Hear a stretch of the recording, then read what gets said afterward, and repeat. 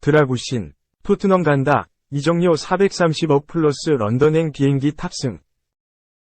토트넘이 이겼다. 올 겨울 이적시장 수비수 보강 유력 후보였던 라도 드라구신이 결국 토트넘으로 가게 됐다. 유럽 축구 이적시장 전문가 파브리시오 로마노는 10일 이하 한국 시간 자신의 SNS를 통해 드라구신이 토트넘에 가게 됐다. 3천만 유로, 약 433억 미 새로운 이적료 제안이 제출됐고 합의가 이뤄졌다며 드라구신이 토트넘에 간다는 소식을 전했다. 이어 드라구신이 이탈리아 제노아 공항을 떠나 런던으로 가는 비행기에 탑승하는 장면도 공개됐다. 그야말로 이적이 카운트다운에 돌입했다. 당초 토트넘이 제안한 금액은 2,500만 유로, 약 361억 원이었지만 제노와 여러 번 협상 끝에 3천만 유로를 원했다. 최근 드라구신 몸값이 오르면서 결국 토트넘이 수용했고 제노아는 선수에게 선택권을 준 끝에 토트넘행으로 가시화됐다.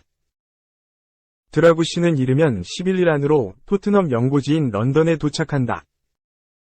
이적료를 두고 줄다리기가 이어진 끝에 토트넘이 제노아의 요구 조건을 맞춰주며 드라구신의 토트넘행이 확정됐다. 토트넘 고민 중 하나는 센터백이었다. 시즌 초반만 하더라도 기존 토트넘의 수비를 책임지던 크리스티안 로메로와 새로 된 미키 판더펜의 호흡이 좋아 걱정이 없었다. 하지만 첼시와의 경기에서 판더펜이 갑작스럽게 장기 부상을 당한 이후 문제가 생겼다. 믿을만한 센터백 자원이 없다는 점이 큰 타격이었다. 안지 포스테코글루 감독은 센터백도 소화할 수 있는 벤 데이비스를 센터백으로 배치하거나 에릭 다이어를 기용하는 등 다양한 시도를 했지만 판더펜의 빈자리를 메우는 건 쉽지 않았다. 판더펜은 빠른 속도와 안정적인 빌드업 능력, 준수한 수비력을 모두 갖춘 선수였는데 토트넘에 남은 수비 자원들의 능력은 판더펜에 비할 바가 아니었다. 자연스레 토트넘의 겨울 이적 시장 1순위 목표는 센터백 보강이 됐다.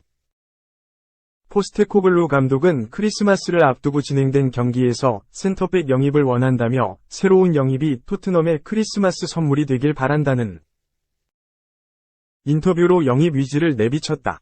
포스테코글루 감독의 발언 전후로 토트넘은 이적 시장이 열리기 전부터 다수의 센터백들과 연결됐다. 그런 와중에 프랑스 수비수 장클레오 토디보가 토트넘의 보강 1순위로 꼽혔으나 그의 소속팀인 프랑스 니스가 반대하면서 드라구신이 급부상했다. 루마니아 출신의 센터백인 드라구신은 겨울 이적 시장이 가까워지면서 토트넘 센터백 후보로 거론되기 시작한 선수다. 유벤투스에서 유스를 거쳐 프로에 데뷔했고 삼프도리아와 살레르티나에서 임대 생활을 하며 경험을 쌓았다. 지난 시즌 세리에 B 소속이었던 제노아에서 맹활약을 펼치며 팀의 승격에 힘을 보탰다. 드라구신 활약에 만족한 제노아가 완전 이적 옵션을 발동시켜 시즌 도중 제노아 선수가 됐다. 그리고 임대 선수 아닌 정식 선수로 세리에 A에 데뷔했는데 시즌 반만 뛰고 맹활약하면서 세리에 A 클럽들은 물론 토트넘을 비롯해 센터백을 찾던 해외 클럽들도 드라구신에게 관심을 보였다. 제노아의 이탈리아 스타 공격수 출신인 알베르토 질라르디노 감독도 아무도 떠나지 않기를 원한다면서도 이적 시장에서는 무슨 일이든지 일어날 수 있다며 드라구신의 이탈 가능성을 배제하지 않았다. 결국 토트넘이 품었다. 드라구신은 이전부터 토트넘과 개인 합의를 마친 상태였고다. 현재 소속팀인 제노아가 토트넘과의 협상을 마무리하길 기다리고 있었다. 아직 드라구신 이적이 완료되지 않은 시점에 바이에른 뮌헨이 드라구신을 하이제킹하기 위해 드라구신 영입전에 참전했지만 드라구신은 토트넘으로 이적하겠다는 결심을 유지했다. 뮌헨 외에 김민재 전 소속팀인 나폴리도 드라구신을 원했다. 김민재가 뮌헨으로 떠난 이후로 이번 시즌 수비에서 불안을 노출하고 있는 나폴리도 겨울 이적 시장을 통해 수비 보강을 계속 추진하고 있다. 나폴리는 제노아가 원하는 금액을 맞춰줄 수 없지만 대신 이적료에 선수 2명을 얹어 제노아를 유혹했다. 풋볼 이탈리아는 스카이 스포츠 이탈리아판의 보도를 인용해 나폴리도 드라구신에게 관심을 갖고 있으나 제노아가 요구하는 이적료를 맞출 생각은 없다. 나폴리는 제노아에 2천만 유로, 약 288억와 레오 웨스티고르를 제안했다. 라고 설명했다. 하지만 드라구신의 선택은 토트넘이었다. 로마노는 드라구신은 토트넘을 원했고 미넨의 제안에도 불구하고 토트넘과의 개인 합의에 동의했다. 드라구신 사가는 이제 끝났다. 라며 드라구신이 미넨의 제안을 뿌리치고 토트넘 이적을 택했다고 설명했다. 드라구신의 토트넘 이적에 대한 로마노의 의견은 긍정적이다. 로마는 축구 통계 매체 옵타를 통해 토트넘은 오랫동안 드라구신을 스카우트했기 때문에 그를 원하고 있다. 난 드라구신이 훌륭하지만 과소평가된 센터백이라고 생각한다. 라며 드라구신이 능력에 비해 낮은 평가를 받은 선수라고 했다. 옵타에 따르면 드라구신은 이번 시즌 제노아에서 가장 많은 패스를 성공시켰다.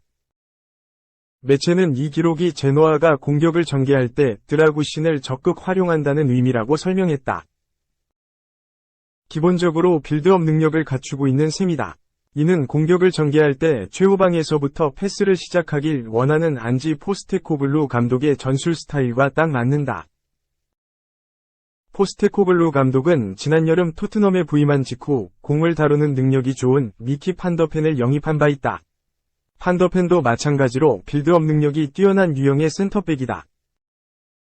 또한 드라구신은 이번 시즌 이탈리아 세리에 A에서 두 번째로 많은 클리어링 87회를 기록했고 공중볼 경합 성공 부문에서는 수비수 중 가장 많은 기록 59회를 세웠다. 또한 상대에게 드리블 돌파를 허용한 적도 한 번에 불과하다. 빌드업 능력만이 아니라 기본적인 수비 능력까지 갖추고 있는 드라구신이다.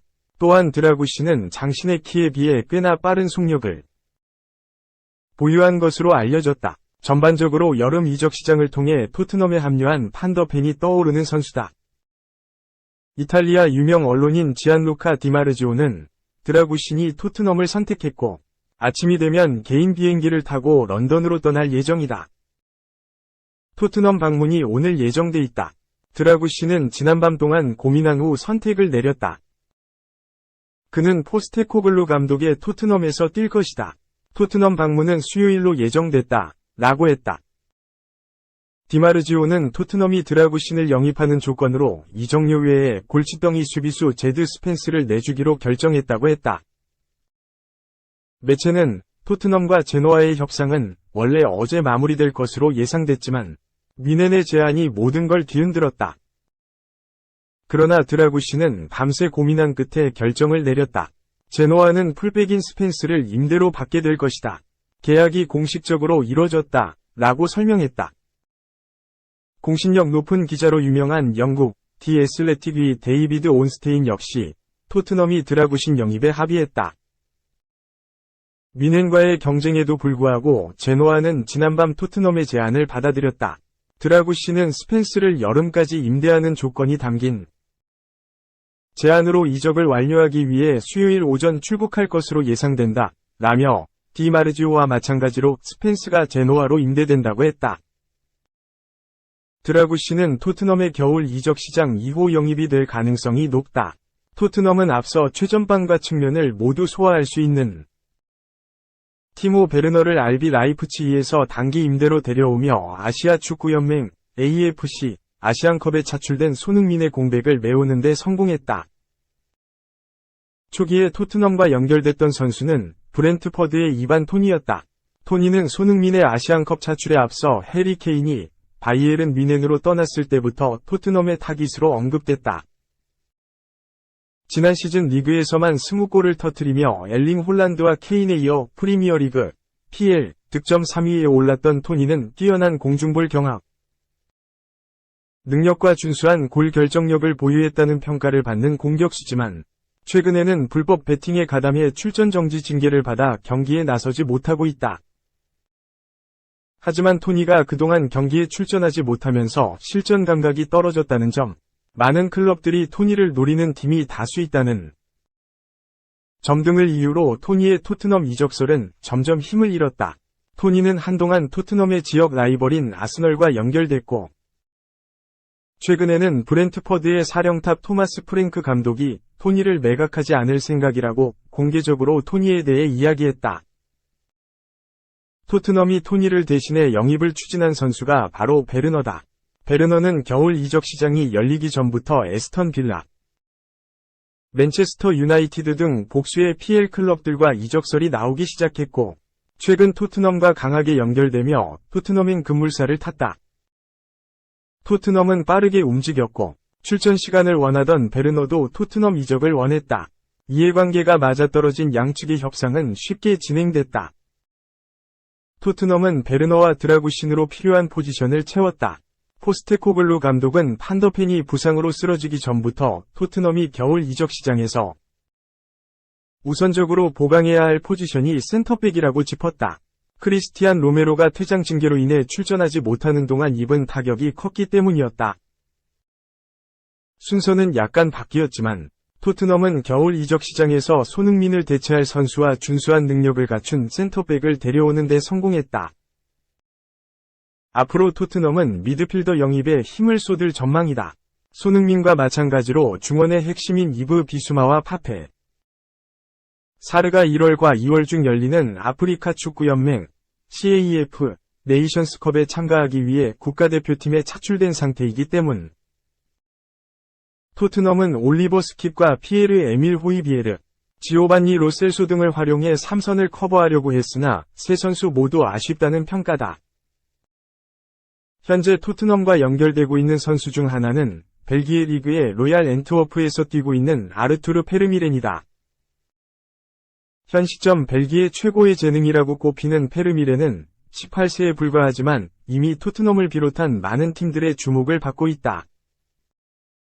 그만큼 재능이 확실하다는 평가다. 앤트워프 유스 시절부터 큰 기대를 받았던 페르미렌은 지난 2022에서 23시즌부터 1군에 합류했고, 팀이 66년 만에 우승을 차지하는 데 기여하며 이름을 알렸다. 어린 나이에 비해 침착한 플레이가 페르미렌의 가장 큰 장점이다. 벨기에 국가대표팀에서 페르미렌의 능력을 높게 평가해 17세였던 페르미렌을 국가대표팀에 소집했고, 그는 17세의 나이에 A 대표팀에 데뷔했다. 빅클럽들의 관심은 당연했다. 맨체스터 유나이티드, 바르셀로나 등 복수의 유럽 빅클럽들이 페르미렌에게 관심을 보였으나 앤트워프와의 위리를 지켰다. 앤트워프에 남은 그는 지난 시즌과 마찬가지로 이번 시즌에도 뛰어난 활약을 이어갔고, 이에 최근에는 토트넘과 연결됐다. 눈에 띄는 점은 페르미렌이 스탯 면에서 토트넘의 미드필더들보다 앞선다는 것이다. 축구 통계 매체 후스코어드.com에 따르면 페르미렌은 이번 시즌 20경기에 출전해 90분당 태클 성공 1.8회, 인터셉트 성공 1.2회, 그리고 키패스 1.2회를 성공시켰다. 토트넘이 남은 이적 시장 기간 동안 페르미렌을 영입해 중원 보강에도 성공할 수 있을지 지켜볼 일이다. 드라구신이 합류하게 되면서 자연스레 에릭 다이어의 거취에도 관심이 쏠린다. 다이어는 현재 토트넘 내 경쟁에서도 밀려난 모양새다. 포스테코글루 감독은 다이어를 대신해 풀백 출신인 벤 데이비스와 에메르송 로얄을 센터백으로 기용하며 다이어를 외면했다. 다이어는 그대로 계약이 종료될 때까지 토트넘에 있을 것으로 예상됐으나 미넨과 연결되며 토트넘을 떠날 가능성이 제기됐다. 다이어 우파메카노와 마테이스 더리우트의 부상과 컨디션 난조, 김민재의 아시안컵 차출 등을 고려해 센터백 옵션이 추가로 필요하다는 게 미넨의 판단이었다. 현지에서는 여름에 미넨으로 이적한 케인이 전 소속팀 동료인 다이어를 추천했다는 이야기도 나왔다. 다이어의 미넨 이적설은 여름에도 한 차례 등장했었다. 8월 당시 독일, 푸스발은 다이어는 지난 며칠 동안 미넨으로부터 여러 차례 제의를 받았다.